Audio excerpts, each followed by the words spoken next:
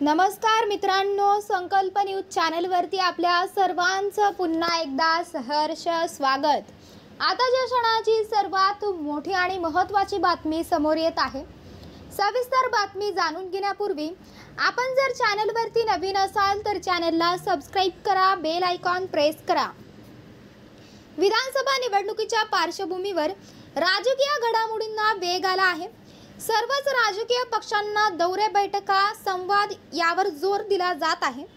अशातच विदर्भात भाजपानं एका अंतर्गत सर्वे केला आहे। यामधून धक्कादायक माहिती समोर आली आहे।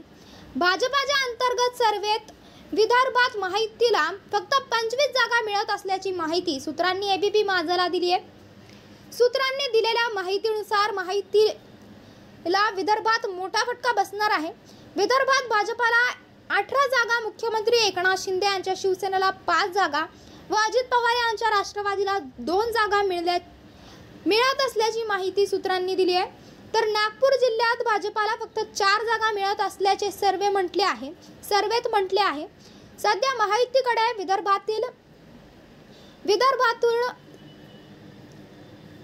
62 पैकी 39 आमदार आहेत, तर नागपूर जिल्ह्यात 12 पैकी भाजपाला फक्त 4 जागा मिळत असल्याचे सर्वेत म्हटले आहे। 2019 मध्ये 7 आमदार भाजप माहितीकडे होते। भारतीय जनता पक्षाला विदर्भात 62 पैकी 2014 मध्ये 42 व 2019 मध्ये 29 जागा मिळाल्या होत्या। राष्ट्रवादी काँग्रेसचे 2019 मध्ये 5 आमदार निवडून आले होते, त्यात 4 जागा अजित पवार यांच्याकडे होत्या, तर शिवसेनेकडे 2019 मध्ये 3 जागा होत्या। तर 3 पक्षाची शिवसेना शिंदे गटाला 7 होती, त्यामुळे विदर्भात शिवसेनेकडे 6 आमदार आहेत। एका बाजूला सर्वेतून अशी माहिती समोर येत असताना दुसऱ्या बाजूला माहितीमध्ये जागा वाटपाचा पेच देखील निर्माण होण्याची शक्यता वर्तवली जात आहे। मिळालेल्या माहितीनुसार माहितीमध्ये जवळपास 40 मतदारसंघात वाद निर्माण होण्याची शक्यता आहे। 40 मतदारसंघाची माहिती एबीपी माझाच्या हाती आली आहे। या मतदारसंघात राष्ट्रवादी, भाजप आणि शिवसेना यांच्यात उमेदवारीवरून रस्सीखेच सुरू आहे। केंद्रीय गृहमंत्री अमित शाह यांच्या सोबतच्या बैठकीत माहितीच्या राज्यातील पदाधिकाऱ्यांनी लवकरात लवकर वादातील मतदारसंघाबाबत बैठक घेऊन विषय सोडवावा अशा सूचना अमित शाह यांनी दिल्या आहेत।